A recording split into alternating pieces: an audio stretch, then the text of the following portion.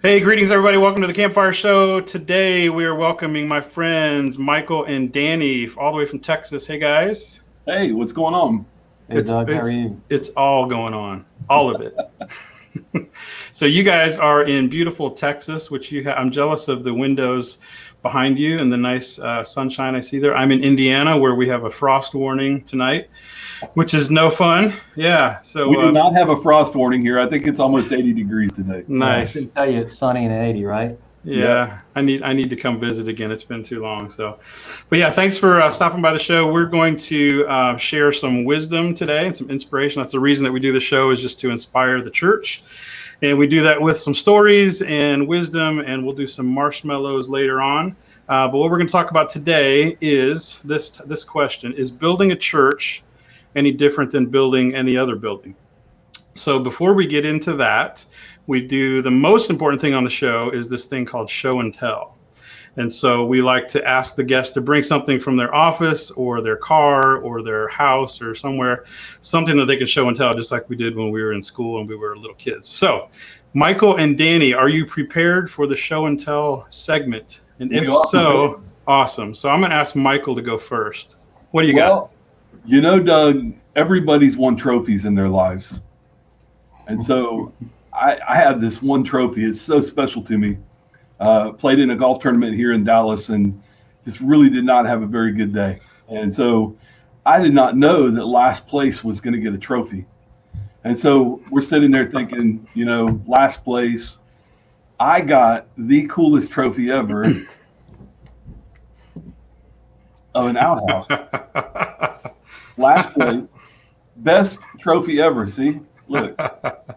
Very nice. And it sits on my desk proudly. That is the best. I was so glad that we finished last place with that trophy. That's a good self-esteem booster there, right? Come on, there you go. Very good. All right, Danny, what have you got for us today? All right, so I am showing you guys this thing here. It's called Prismacolors. And so these are about 18 years old. And when I first started my career, we didn't have Bluebeam, we didn't have on-screen takeoff. We had a digitizer, and the only way to color your plans was to do it by hand. Wow. And so that is my show and tell for today. Wow.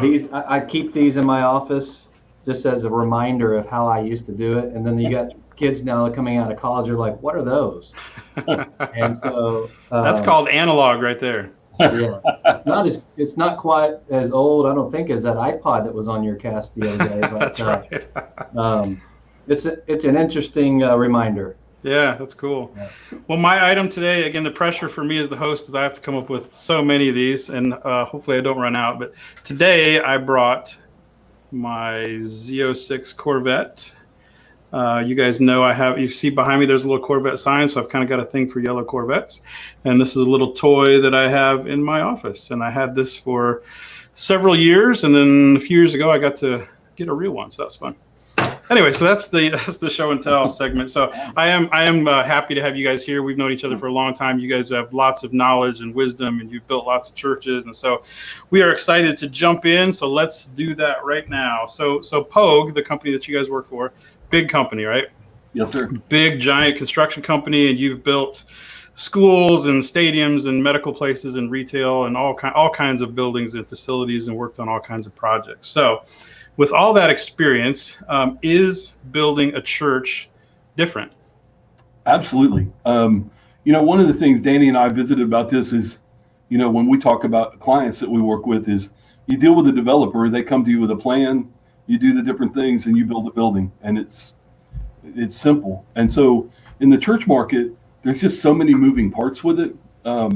It's very similar to building a school because in most cases, a campus is occupied. So we're building around the activities that are going on. It can be extremely complicated, which we love that with the school side and the church side. They're almost identical when it comes to that. With an operational facility, you want to make sure that you're not interfering with worship times and Bible studies and Mother's Day pickup and things like that. So there's a uniqueness to it, and even more than that, even in the selection process, you go meet an owner who owns a building, and you meet that one person. You go to a church, and you may have 15 people on a committee that all have different backgrounds, and we joke about it. I remember going into a meeting and there were 20 plus people on the committee for an interview, and I told the pastor, I said, I just want to let you know before we get started that my fee is determined by the size of your committee. And he goes, well, good, because I'm going to fire all these people by the end of this deal. So, but it does cause a unique approach to it, but working in the church environment, it aligns very well with our core values, and we love working in the church field, building churches. So if you look at the construction part of it, and I'm going to simplify things like super simple here, but so if you're building a church or you're building, an XYZ type of building, you're going to have a foundation, you have walls, you have a roof, which are fairly similar, I would guess. But what are are there construction differences in a church compared to other things that you guys build? Well, I mean, the first thing that comes to my mind is you have a baptistry, obviously in a church, on a lot of the churches we build. And so that's unique to that. But you also have some of the other things that you got to consider, especially with the facilities that are heavy AVL. I mean, there's just so many things that you got to consider of how that church functions and how they need it set up. So how they're going to use that space. So that's a little bit different too. One thing to go back to what Michael was saying, churches are highly relational. You're dealing with people that may or may not have the background that we have in construction. So they're relying on us and they're relying on our expertise. So it's a little bit different interaction than you would get with the school or another developer who's hired construction professionals to manage those things for them. You're oftentimes meeting in the afternoons and off hours, and you're dealing with people that have their own jobs. They have their real jobs, and then they come and they volunteer and help with that project. But definitely more relationship based. There's certainly a lot more of a satisfaction at the end of a church project for me.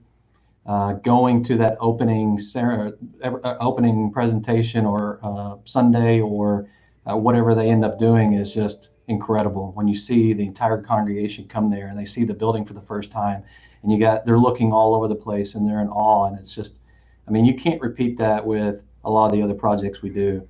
Mm-hmm. So that's something very unique. But I head back to construction. I mean, there's things that are unique to churches that once you get that experience, it's easy. But until you know what to look for, ask for, or who to develop that with, it's unique. Yeah, when you talk about what to look for, what to ask for, what are some things that you think, or what are some things that you see that churches don't know to ask for, or they forget, or if I'm a pastor and I'm going to do a major renovation project or build a new building from the ground up, what are some things that I should be on the lookout for, or what are some questions I need to ask that, like you said, Danny, a lot of people that do this might be their first time, or even if they've done it before, they're not doing it full time like you guys. So they don't know questions to ask. They don't know what to look out for. So what are some of those hot topics that they should maybe be prepared for? Well, I think some of it right off the bat, Michael and I were talking about this, is you really need to know that there's a lot of cost and a lot of fees that are not apparent. And that's generally dealing with municipality fees and improvements and offsite improvements and everything going with the building permits and the review process.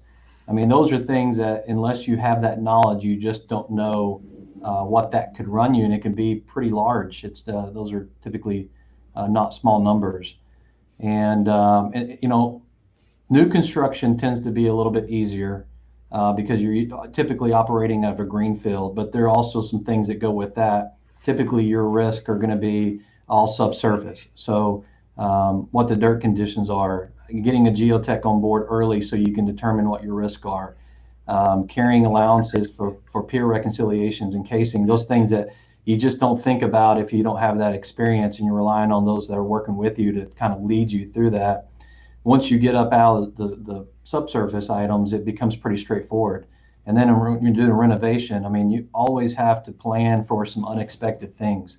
So carrying the right contingencies, because you open walls up and you have as-built, or you may not have as-built, so you don't even know what's there. And then when you do open things up, you see things that it's like, well, that wasn't what it was supposed to be. So Planning for some unexpected things, if that works. I don't know if that kind of contradicts each other, but making sure you have something there for the just in case, and you're not creating a budget so tight that you don't have that there for you if you need it. Right. You said that word unexpected as we talk today. I think that's a good description of the world that we're in, right? Yeah. It's the world that we find ourselves in is nothing that anybody would have expected a few months ago, right? So what are churches asking you different questions now? Are they asking to build things different now, or plan for things differently, or design for things differently? Or how is the church customer that's coming to you now maybe different than a few months ago? I think one of the things, and we're in such an unprecedented time where churches aren't in their buildings right now, and so a lot of churches were in planning processes and even to the point of getting ready to move dirt, and then this happened. So one of the things in visiting with some of the lenders that we know and have relationships with, churches that deal in cash specifically are they're looking at different things right now of moving those funds to different areas. With churches that are borrowing money, the interest rates right now are so low that it's going to make it very easy, for and save money for churches that are borrowing money. So that part of it, I think you're going to start seeing some as this begins to open back up. But just really the approach, I think churches are looking extremely differently of how a building is built and how it's going to function.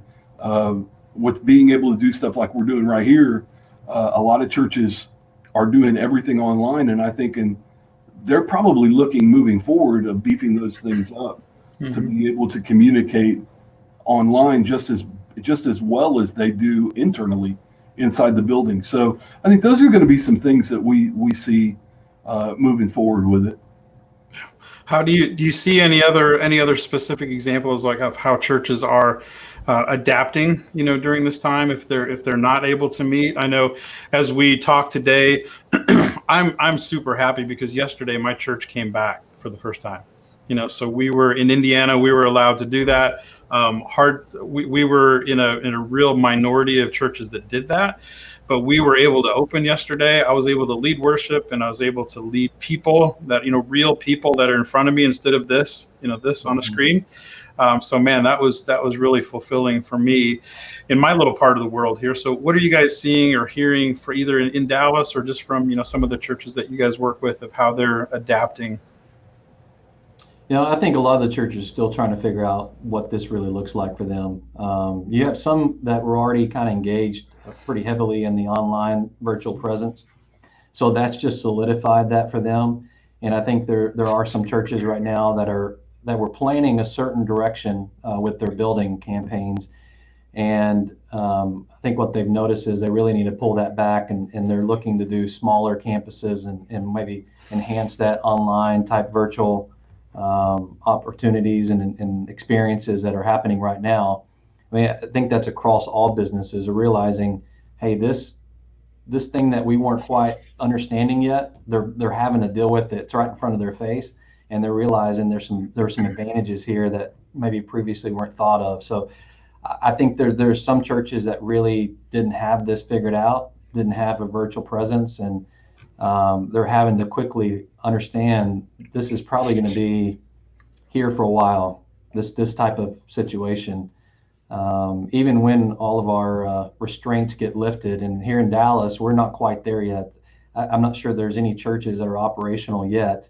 The weights are slowly being lifted off, but it's just not quite there. So a lot of the guys here are just trying to figure out where are we heading with this, and we haven't heard a ton of feedback yet, other than the churches we're closely working with right now, and seems that's kind of the way they're heading is more virtual opportunities and smaller campuses for their satellites. Yeah, good. So you guys, I mentioned in the beginning, you have tons of experience in lots and lots of years between you. I don't know how many, but let's say 100 years. I don't know, probably not that many, but a lot of years of experience. So if you play back through your kind of your scrapbook of construction projects or clients, tell me a story of somebody that had an obstacle that they overcame, or just like maybe one of your favorite success stories of a church that really had a win, for them. I know in talking about this, I think one of the ones is probably one of the most current ones is we have a client that we're doing a massive project with, lots of moving parts to it, and our budget numbers came in way over budget, for the scope of the project, and it's an interesting approach. It's not normal for churches. The way that we're doing it, it's integrated project delivery, lean construction, and everybody's on board early. All your subcontractors and everybody are engaged, and we were millions and millions of dollars over budget, and so it was a huge obstacle because they're saying in this was not one penny more was there every time we said something, not one penny more, and so we really had to sit down and roll up our sleeves and say, how do we do this? And we literally sat in the conference room for days, going through every room, every aspect of it, and every decision maker was in the room and said, if you want this, something else goes away. If you want this, how do we do this? How do we approach it? And really, I really think that that's really what we're seeing moving forward in the construction side right now is engaging early to cut those roadblocks off, because no church wants to get down to the point of getting ready to build and realize that they have to go back to their congregation for money. Yep. And being a steward of God's money is a big deal to us. I mean, at the end of the day, we have to look in the mirror and know that we've been a good steward of what He's entrusted us with. So, yep. being able to do that and really engaging as a team, not just the architect draws, we price it, and then we go to the owner hoping it comes with the budget. That really engaging part of it, to be able to put all those pieces together early and be able to really find the savings for the church so that they can do the things that they want and not have to cut things out and miss the things that they really wanted to do in the construction project. Yeah, that's good. Good word. Yeah. I was thinking back, and I've been thinking about this all day long, and literally as you were asking that, I thought of exactly the right example. There was a church, and this has been a while. This has probably been this is plus 10 years ago. But a church that through their core values, their constitution, whatever you want to call that for that church, is they were debt free. They would not take debt on to do any type of construction project. And so they had a fairly large project that they were wanting to get going. They needed to get going. And so what we ended up doing was we contracted for a shell, and that's it. And they started raising money. So they had the money to pay for the shell, and then they started raising money. I don't know how many phases we ended up doing they come back to us and say, hey, we raised this much money. Let's do a change order. What can we get for that? And we did that. And we got to a point where the church come back and said, hey, what's the next step? And I'm like, we can't move any further. This is it. We can't break this scope up any point moving forward. And so they ended up scheduling a big event one weekend and had their entire congregation, a big fundraising campaign just over one weekend. And they raised, I want to say, $3.5 million on one weekend. Wow. And they were, not only were they able to finish what they did for the original, but they had additional funds from an individual that came in and wanted to donate another $1 million the following Monday, that they were able to do more than what they had planned. And, they were looking at this as, hey, we may have to stop. And through God's grace over a weekend, he provided for them to allow them to finish and enhance what they had already started. So that was a successful project all the way around, because as a contractor, that's difficult to do that many phases as you move along. You're not contracted for the entire project. There's no telling how many change orders and just documents we had to deal with during that phase of construction. Yeah, that's good advice. So if I come to you, let's pretend I'm a customer, I'm coming to you guys, and if I am going to build a new building or I'm going to start a major renovation and, kind of blow up my existing building and start over, what's one piece of advice you would give me as I think about starting a project like that? That's a good question. Michael, you want to take that first? Well, I think building a team is critical. I mean, because just a lot of churches, pastors pastor, and they do those things well. That's what they're trained to do. But when it gets into doing things like expanding and new campuses and things, it's uncharted territory. And so, uh, being able to engage, asking the questions of what the people that you're engaging is, and doing it early. I've gone back to this. It's just building a team early is critical. I think they're there to answer. You hire people that help you engage to what you need to do to make it work. I'm not an AV guy. That's why I go to AV people like you to answer those AV questions that we don't know. So I think that's probably one of the biggest things is build your team early. Ask the questions that you need to ask. Ask who they built for. Hmm. Go to the churches that they built for. Ask them questions. How did they do it? How did they handle the problems that you had? Those are, to me, those are huge factors of getting the right team in place to serve a client. Yeah, that's wise. Yeah, to enhance that, Michael, on your staff, choose the right core team. Just because you have a lot of people that are willing to volunteer doesn't make that the right team. Make sure Amen. Sorry, I had to say an amen to that. Yeah, make sure you're finding those 2 or 3, maybe 4, but keep that circle close, because you get too many decision makers or people that have a lot of passion and a lot. Building a church, and I've said this I don't know how many times over my career, is like building a home, personal home for everyone in that church. Everyone's going to have some passionate, something about that church that they're just really passionate about. A carpet color, a paint color, or specific rooms that they want. You really need to have a core team that can help guide you through that process instead of 15 or 20. True. Yeah, you mean larger committees are not more efficient? They're inefficient. That could be a whole show on its own right there. The Yeah. size of a committee. Yeah, we'll leave that for another time. And But go one ahead. last thing, be careful on the people in your congregation that know someone that does construction, because that can be a good thing, but it can also be a bad thing that can be tough to overcome if it turns bad. Yeah, very true. Well, hey, I want to thank you guys again for coming by. I appreciate your friendship and your knowledge, and I know you guys both have a heart to serve the church, and you do that every day all across the country. So thanks for that.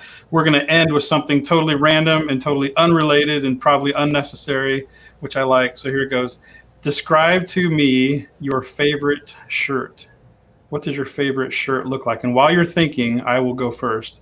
Because if Michael, you probably know this about me, but Oh, yeah. almost every time you see me, I will be wearing a black Columbia shirt. Now, some people will say, "Man, that guy needs to get some new clothes," or "Wow, he must stink because he always wears the same shirt."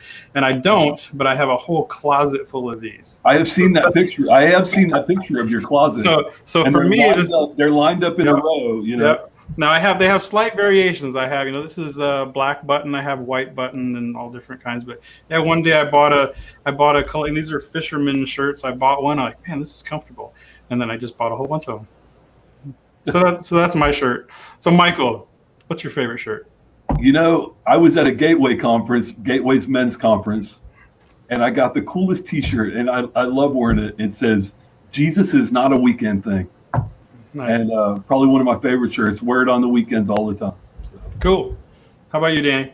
Man, mine's pretty boring. I've got a soft blue, baby blue T-shirt that I've had for some time, and I never want to give it up. It's just extremely comfortable, fits right.